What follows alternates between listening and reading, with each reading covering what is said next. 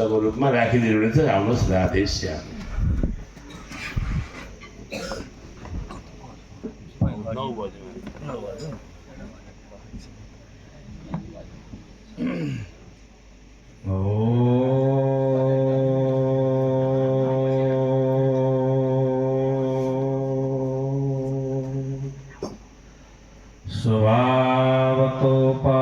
समस्त दोषान् शेष कल्याण गुणैकराशिं देवांगिनां ब्रह्म परं वरेण्यं ध्यायेम कृष्णं कमलेक्षणं हरिम् अंगे तु वामे वृषभानुजा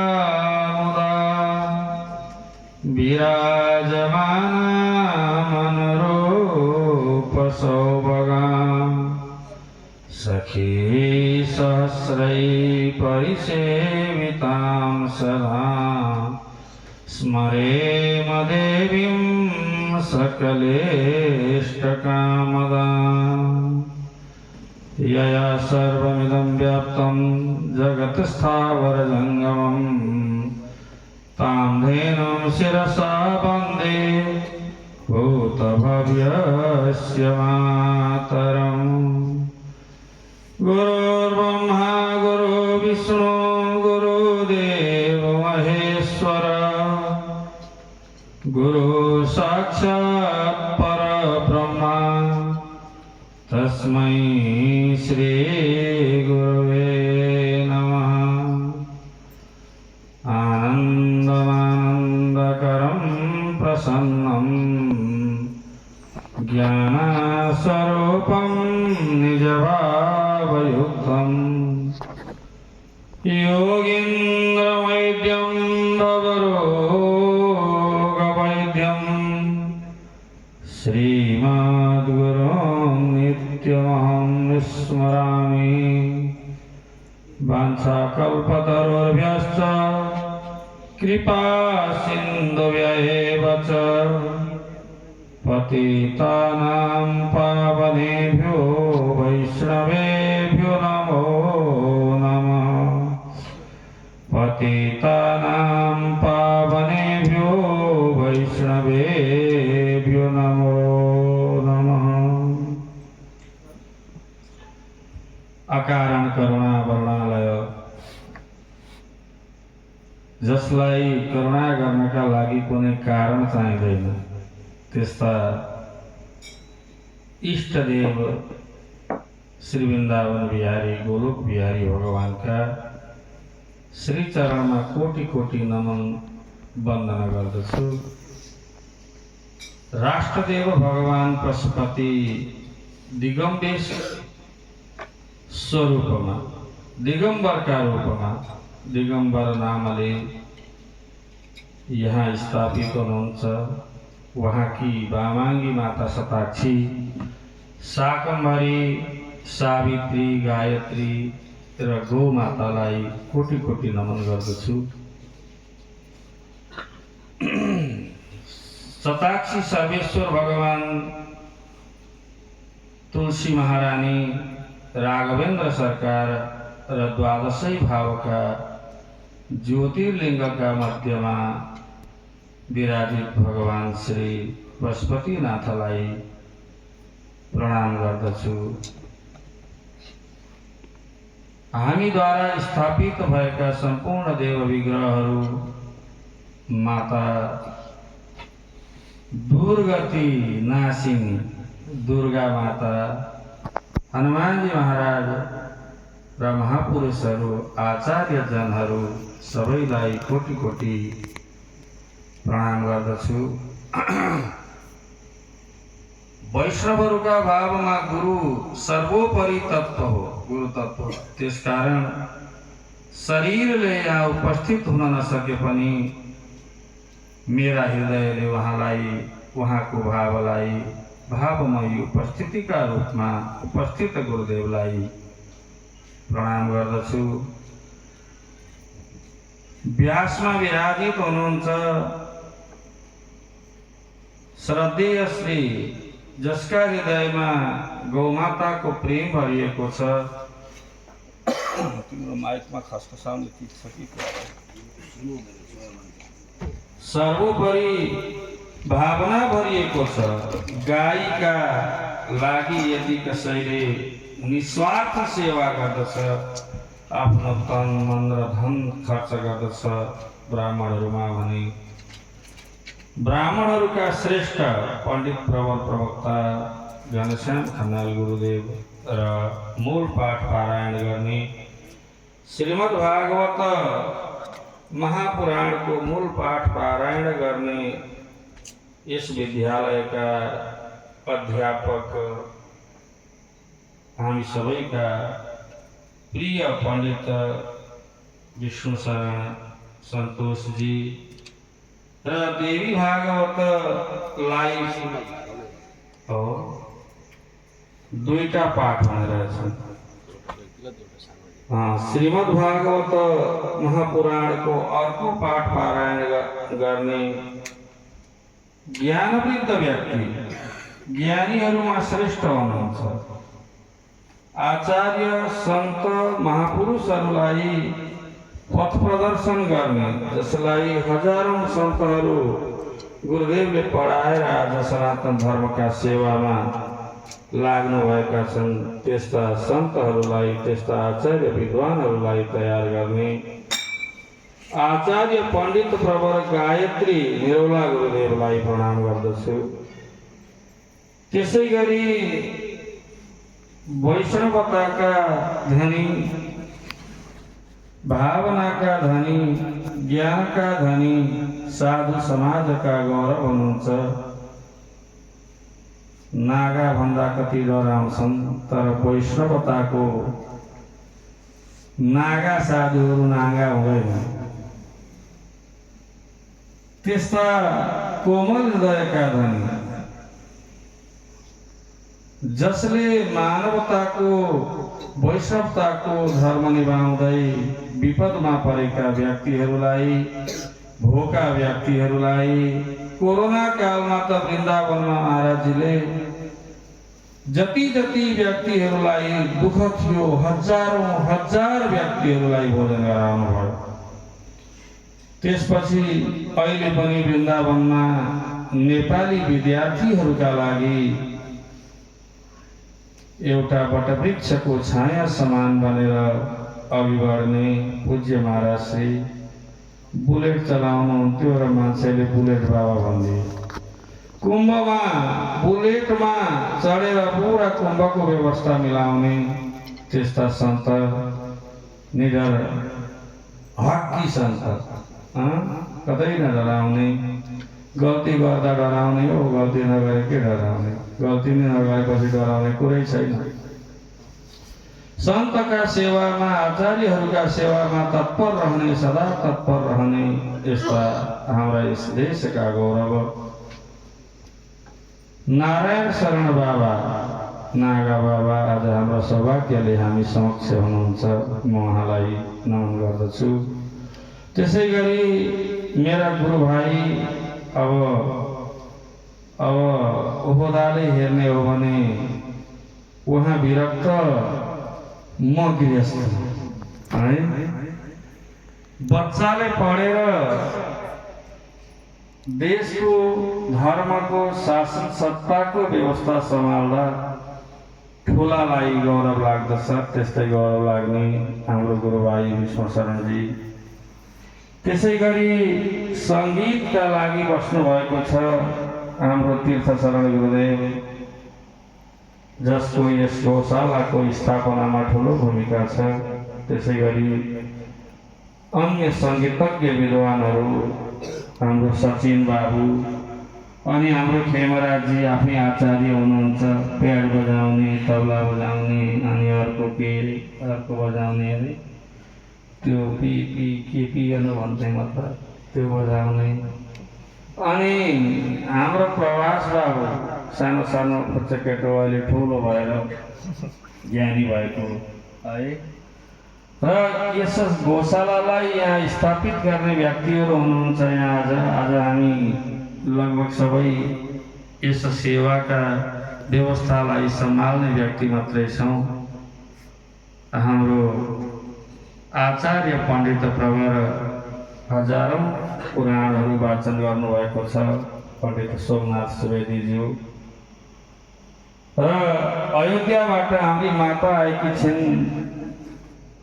अघि उहाँका वाणी सुन्नुभयो। कलिलो उमेरमा उहाँलाई वैराग्य आयो। वैरागी हो, गृहस्थमा नजाने भनेर वैराग्य दीक्षा लिएको छ। सजिलो छैन, पुरुषलाई सजिलो छैन, आमालाई कति साह्रो होला। छोरी जन्मियो भने आमा बालाई बिहा गरिदिने हतार हुन्छ। तर म भगवानका सेवामा, सनातन धर्मका सेवामा समर्पित हुन्छु, म बिहा गर्दिनँ भनेर अठोट गरेर चाहिँ वैराग्य भावमा, वैराग्य व्यवस्थामा प्रवेश गरेकी राम कथा गर्ने बडा सुन्दर कथा गर्नुहुन्छ साध्वी सीता सहचरी। मलाई आफ्नी बहिनी जस्तो लाग्दछ, सानी बहिनी जस्तो। मेरी कान्छी बहिनी पनि उभन्दा 20 वर्ष ठुली छन्। सानी बहिनी जस्तो, छोरी जस्तो त्यस्तै देवी। म एक दिन उहाँ बस्ने ठाउँमा गौरीगञ्जमा गएको थिएँ। उहाँले, उहाँका गुरुले बनाएका जति मठ मन्दिरहरू छन् नेपालमा आएर, हाम्रो तल्लो भेग, तराई भेग, मधेस, जहाँ हामी पहाडीहरूले मन्दिर बनाएर पूजा गर्न जानेका थियौँ न, देवी थानमा गएर ढुङ्गो पूजा गर्दथ्यौँ, महादेव स्थानमा गएर रुखमुनि पूजा गर्दथ्यौँ। हाम्रामा उति मन्दिर थिएन। तर 2-4 शताब्दी पूर्वै भारतवर्षले मूर्ति पूजाको व्यवस्था सिकाएको थियो सनातन धर्मले। त्यो व्यवस्था सिकेर मधेसका सन्तहरूलाई पहाडमा आएर धर्मको प्रचार गर्न सजिलो थिएन। र उहाँहरूले जहाँ आफ्नो भाषा मिल्छ, जहाँ आफ्नो भेष मिल्छ, जहाँ आफ्नो परम्परा मिल्छ, त्यो क्षेत्रलाई धर्मले सङ्गठित गराउनु भएको थियो। र आफ्ना गुरुजीले गरेका जति पनि मन्दिरहरू बनाएका थिए, ती मन्दिरहरूको एकदमै जरा अवस्था भएको छ, दुःखद अवस्था भएको छ, भगवानको स्वरूप नचिनिने भएको छ। तिनको म पुनरुत्थान गर्छु भनेर आफ्ना गुरुजीले बनाएका हरेक मन्दिरमा यात्रा गर्दै जाँदा मेरो गौरालयमा भेट भएको, गौरीगञ्जमा भेट भएको थियो। अनुराग भयो, प्रेम भयो। यहाँ आउने गर्नु। हामी पनि भारतमा बस्छौँ। अब भारत र नेपाल धार्मिक दृष्टिले, सनातन धर्मका दृष्टिले, हाम्रा संस्कारका दृष्टिले, हाम्रा वेशभूषाका दृष्टिले, हाम्रा नाता गोताका दृष्टिले हाम्रो आध्यात्मको एउटै परिचय छ। त्यसकारण यहाँ आउने गर्नु भनेर उहाँलाई हामीले यस यज्ञमा कोटी हो हुँदा 15 दिन बस्ने गरी हामीले निमन्त्रणा गरेका थियौँ। उहाँ आउनुभएको छ। त्यसै गरी यहाँ यस स्थानलाई जङ्गलबाट यस स्वरूपसम्म ल्याउने विद्वानहरू हुनुहुन्छ, मेरा ज्येष्ठ भ्राताहरू हुनुहुन्छ, हाम्रो ढकाल गुरुजी हुनुहुन्छ, अन्य गोसेवक हुनुहुन्छ, हाम्रो पदमलाल ढकालजी, हाम्रो रुकुम ढकालजी, सबैभन्दा पुरानो गोसेवक, निराभिमानी।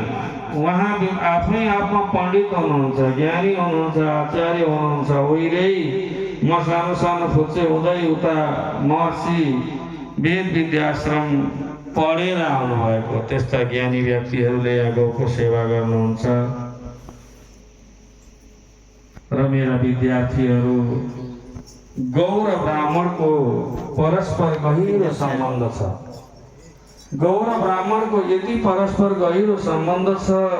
यहाँ गौशाला, शताक्षीमा गौशाला बनाउँदा एउटै पनि मान्छे बस्दैनथे, डराउँथे, च्यानघारी छ, तर्साउँछ भनेर चाहिँ यहीँ हुनुहुन्छ हाम्रो तीर्थराज गुरुदेव। उहाँ हार्मोनियममा हुनुहुन्छ।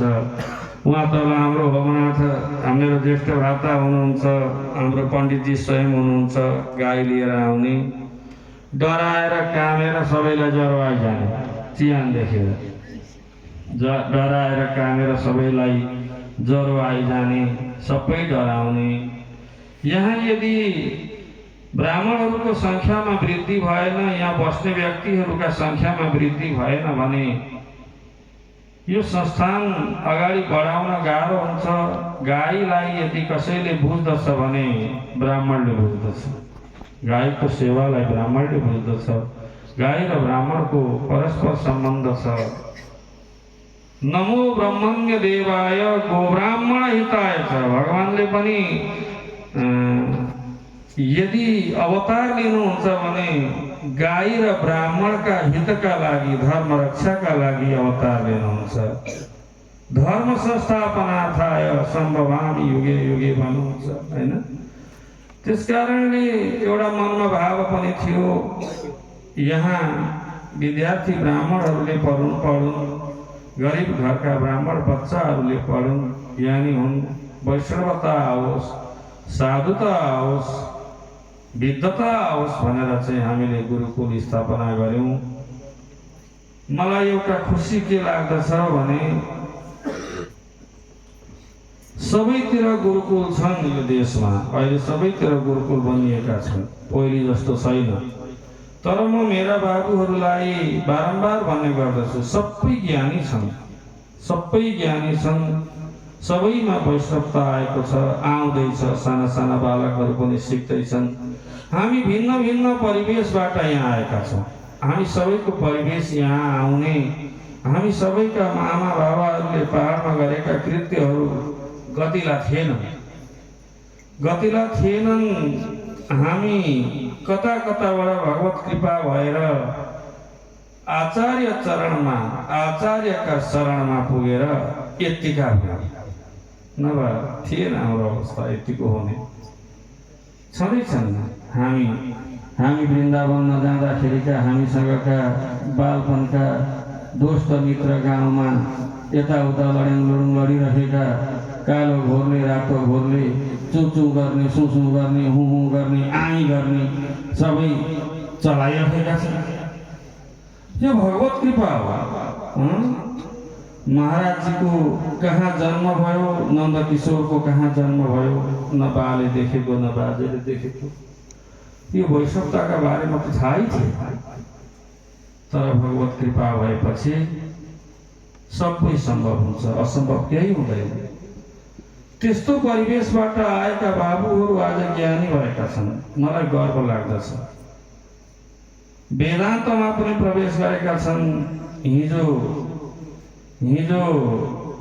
च्याप्प अँगालामा पक्रिएर अब तिमी जाऊ, यता नफर्की जाऊ भनेकी हाम्री यहाँ बहिनी बसेकी छन्। यहाँ पर जाऊ नानी, अब तिमी यता नफर्की जाऊ, अलि पछि मात्रै आउनु है, 1 वर्षपछि आउनु भनेर पठाए कि हाम्रो लीला सापकोटा हाम्रो बाबु अभिषेक हाँस्दैछ। भगवानले त्यसरी परीक्षा लिनुहुन्छ।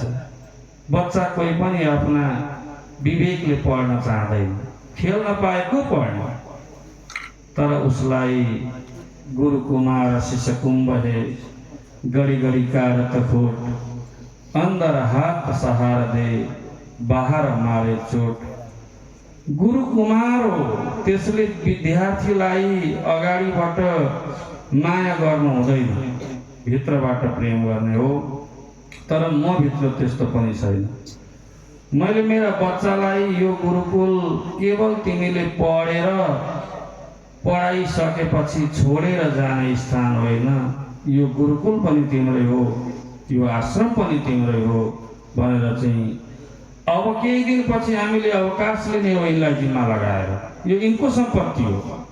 यिनले पहिलोचोटि आउने बच्चाले, दोस्रोचोटि आउने बच्चाले यो निर्जन वनमा न मोबाइल छ, न बिजुली छ, न पानी छ, न खाट छन्, न घर छ, न चुलो छ, न चौको छ, दाउरा खोजेर बाँसका झुप्रामा भोजन बनाएर गोबर सोरेर यो स्थान यतिको बनाउनमा यी बच्चाको पनि बराबर भूमिका छ। अब ठुला भए 12 वर्षको आएको बाबु आज 22-23 वर्षको भयो।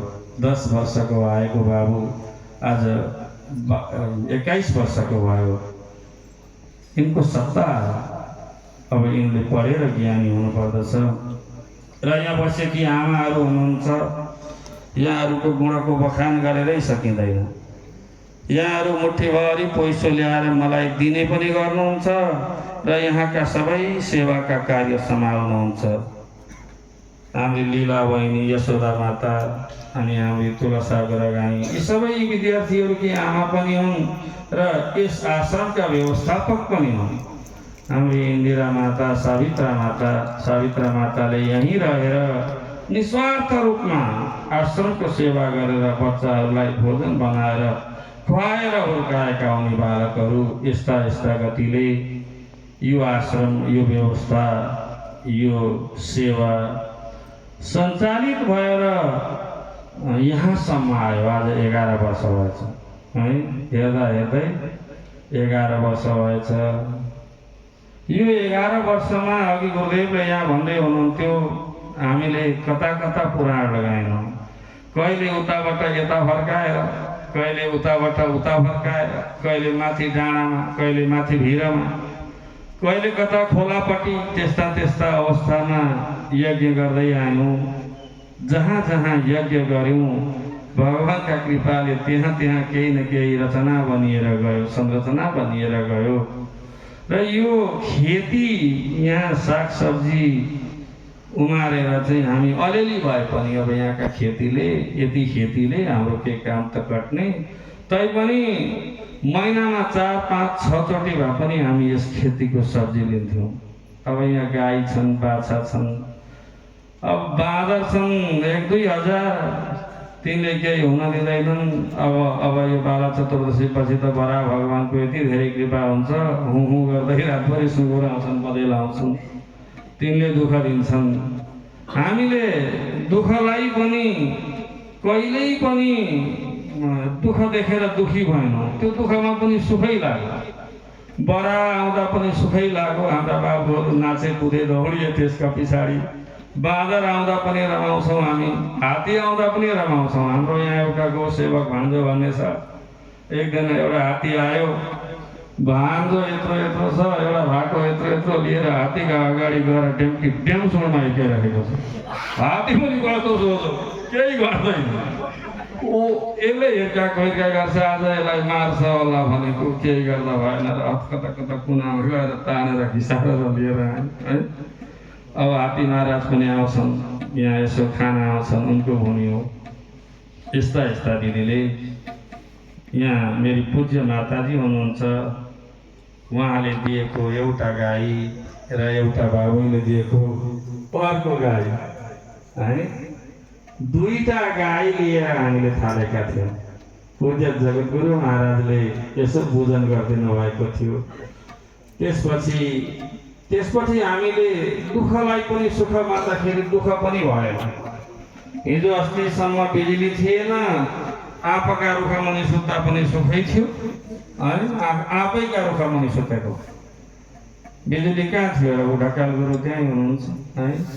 एउटा बाँसका घरमा सबै आँटेका थियौँ, भान्सा पनि त्यहीँभित्र थियो, भँडार पनि त्यहीँभित्र थियो, चुलो पनि त्यहीँभित्र थियो, राखन धारण पनि त्यहीँ, पाहुना पनि त्यहीँ सुत्ने। कहिलेकाहीँ सुन्दरकाण्ड पनि यहाँ हाम्रो तीर्थ गुरुजीले त्यहीँ गरिदिनुहुन्थ्यो।